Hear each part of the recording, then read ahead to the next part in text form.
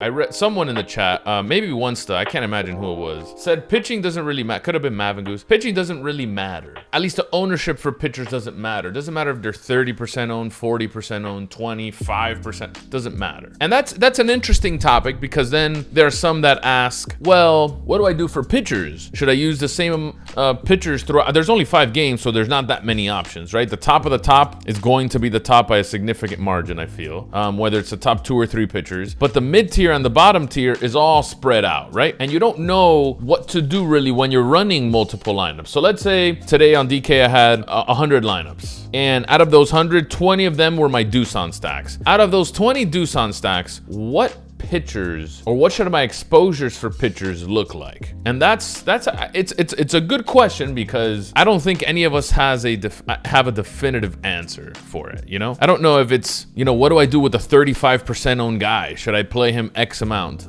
Maybe that's the right way to think about it. Maybe I just make my own lineups and play him however much I want to play him. Maybe it just doesn't matter at all, and you could just chalk it up across the board. It doesn't matter how popular they are. You could just fit them in, you get different with hitters, and you keep going. All that, I feel like at one point in time we've talked about in here, right? I feel like because the stream has been going on forever. In year 1, we said pitching mattered. In year 2, we said, oh, we got to get different at pitching. In year 3, who even cares anymore, bro? Who gives up?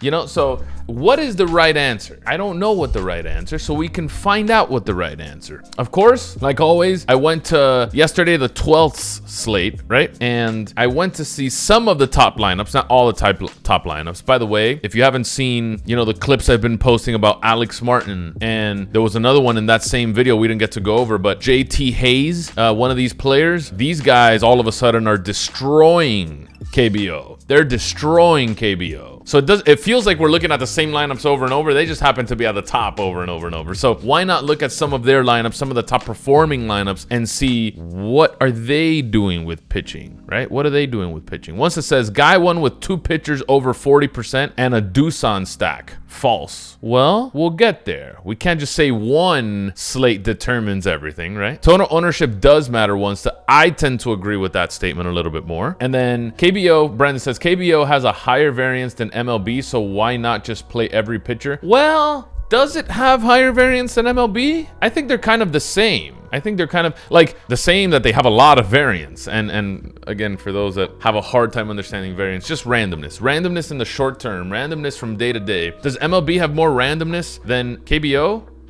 It happens in, it's almost the same. There's a lot of randomness in both. Let's do this. Let's go to, again, we'll go to lineup study. We'll see higher variance in KBO. Okay, you could argue maybe the pitchers are a little bit worse. The hitters are a little bit worse. Does that turn into more variance? I don't know. You could argue yes and no. Let's go here. Let's go here, because I think looking at something like this is obviously super important. So we get here again. I'm going to go to the all lineups tab first, right? If I go to the all lineups tab and scroll through some of the individual lineups at the top, we can see what they did with pitching, right? And of course, this one slate isn't going to dictate everything and what we're going to do with pitchers, right? But it can give us an idea, and the more slates we look at, the more sample size we have, the more we can come to a conclusion, right? The closer we can come to a conclusion. 2 pitchers here that are 40% owned and 24% owned in this tournament, right? And for the sake of this, we are looking at the biggest one, the $10 big bat flip that has almost 18,000 entries. Nothing different about this. As a matter of fact, nothing different about the entire lineup. The hitters were almost all over 20% owned, except for a few, right? There's nothing different about this lineup at all. Someone that mentioned total ownership, Brandon mentioned total ownership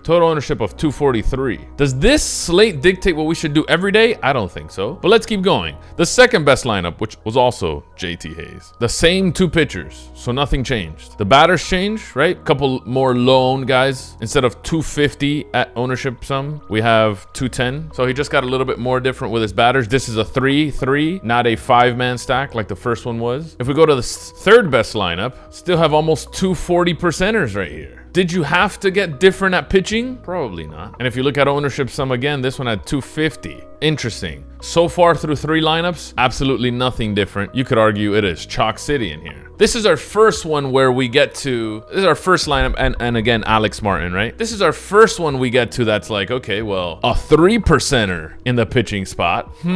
Interesting. You can't say shoulda, woulda, coulda, right? Because I can sit here and say, well, if the other two chalk guys didn't go as planned and scored 5 or 6 points less than they usually would, or they should, or what they did, then maybe this Minwoo Kim guy at 3% probably wins the tournament for Alex Martin. But we're not gonna shoulda, woulda, coulda because there's a lot of shoulda, woulda, couldas we could have gone through the whole slate when you include batters and strike calls and plays and like that doesn't matter. 3%, I think this is pretty decent. Let's continue. The next guy, the 4th lineup, back to chalk. The 5th lineup, back to chalk. I think for the most part, because you can kind of already see it here in this in the ownership column, chalk and the popular players did very, very well. Chalk and the popular players did very, very well on this slate. Like extremely well. To the point where I can't say for sure that chalk is always going to win, right? What if we have a different slate? Do we have the 13th? Yeah, this is the 13th. Hey, look who's that. Brontosaurus Flex. The JT Hayes guy is in here again. What a stud. Let's go to the all lineups tab. I'm gonna scroll down for you guys a little bit. And I'm gonna go to the winning lineup first. 52% owned pitcher, which didn't even perform well. And then a sub 10.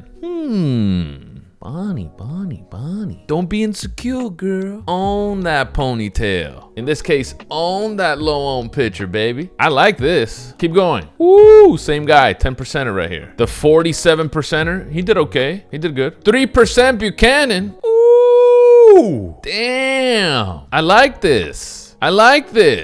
More low-owned guys. Same Buchanan guy here again. I see new pitchers here. The 10%er. Nice. You know what I mean? Do you guys understand what I'm saying? One slate can't dictate this, and we can't just say the only way to win is X. No, we can't. But if we want to maximize our chances, and that's how you have to look at some of this stuff, right? That's how you have to look at some of this stuff. Look at Brandon in 10th place. What a guy. Still the 10%er in here. What a guy. Play everyone confirmed. Goes back to yesterday, right? Goes back to yesterday. Even at pitching, because pitching isn't perfect. Can we predict it a little more? Sure, but pitching isn't perfect. I do think we play everyone and we play a good mixture of guys, but I think that extends to pitching too. Like, if we were to say, you know, batting is so random, that's why we play many stacks or many players, and that's why we differentiate, okay? Sure, I'd say, all right, play everyone there. But pitching, it's a little more predictable, yeah, you're right. But I also think you should have exposure to a lot of pitchers as well too. And anytime you're playing the top owned stack, it's okay to play low-owned pitchers. And when you're playing low-owned stack, you can play high-owned pitchers and vice versa, you know? I think a good mix of this would do well. In my opinion, does pitching ownership matter? I think it does. I think it does when you're comparing it to the stacks you're playing. Yeah, on the 12th, did Doosan, the highest owned stack with the highest owned pitching combination, win? Sure. How often does that happen? I'm not sure that happens too much. And then if it does happen, what are your individual chances of winning when that happens? When everyone has the same combination? That's the type of stuff I'm looking at, right? I like to zig when other people zag. I like to get to the top and better my chances of winning. And pitching is still a part of the formula. Pitching is still there. Pitching is still something all of us need to roster 2 of them. Like, we still need to do this. Does it benefit me to be a little bit different when I can? Yeah, I really do. I really do. And although some say it might not matter, just play the highest scoring pitchers, which is true. Remember, this is still a zero-sum game. I think pitching ownership does matter. I think rostering different pitchers depending on your stack does matter. And I think we've seen some of the top owned guys, top players, and top lineups all have that in common. Very hard to win with chalk across the board. Pitching's still part of the equation in my opinion.